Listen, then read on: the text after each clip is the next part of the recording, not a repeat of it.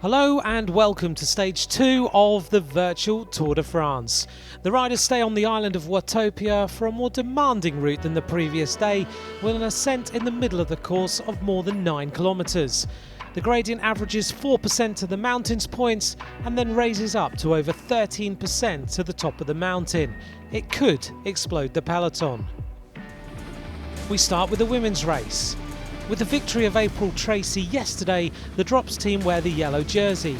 But as this is a team competition, be aware that the teams have changed their lineups somewhat from the previous day, with climbers brought in to go for the victory. The peloton started underwater for this stage. These are the joys of the island of Watopia. Jos Loudon, the British Drops rider who animated the race yesterday, is at the front of the race in the early stages in the polka dot jersey. The start of the ascent, though, is fatal to the wearer of the yellow jersey, the Norwegian Olsen.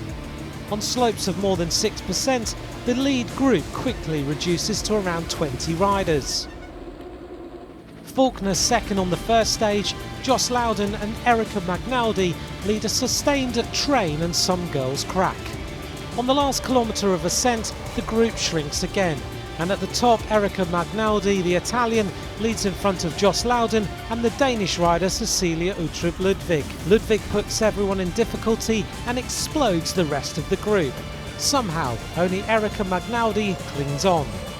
In the descent, the American Kristen Faulkner of Tibco Silicon Valley Bank manages to make the junction. The sprint is fierce between the 5 women.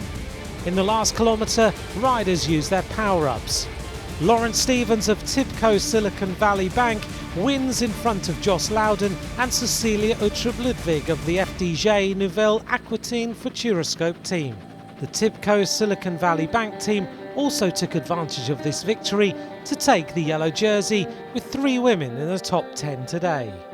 I was actually gapped off into a group of 4 just off the back of the leaders until about 3K to go. So the climb was I didn't quite have it, but we came back on the flats.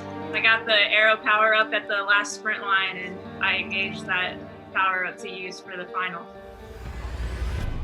Now the men's race, with some new names on the start sheet, including the former Tour de France winner Geraint Thomas, but also Rigoberto Urán, Tish Benoot and Lilian Kalmajan. Louis Menkes, the South African, who as a result of his teammate Ryan Gibbons' victory yesterday, wears the yellow jersey for the NTT team. Mathieu van der Poel is still present for Alpecin Fenix. The first to attack is Domen Novac of the Bahrain McLaren team, with Alexis Goujiard from Agi Desert Le Mondial. They steal a few metres ahead, but are quickly taken back, in particular by Thomas. At the top of this ascent, the rider from Israel's Startup Nation team, the Canadian James Piccoli, takes the maximum points. We find at the front Michael Woods of VF Education first, but also Nicolas Ede, Theo Gegenhardt of Ineos and Freddie Ovett of Israel's Startup Nation. 10 kilometres from the finish, it is these 4 men who are seconds ahead of a group of 10 chasers. And in the last kilometre, Patrick Bevan, the New Zealander from CCC, tries his luck 300 metres from the line. Freddie Ovett leads as they near the finish, but it is Julien Bernard, the Frenchman, who wins on the line. Ovett and Nicolas Ede take second and third.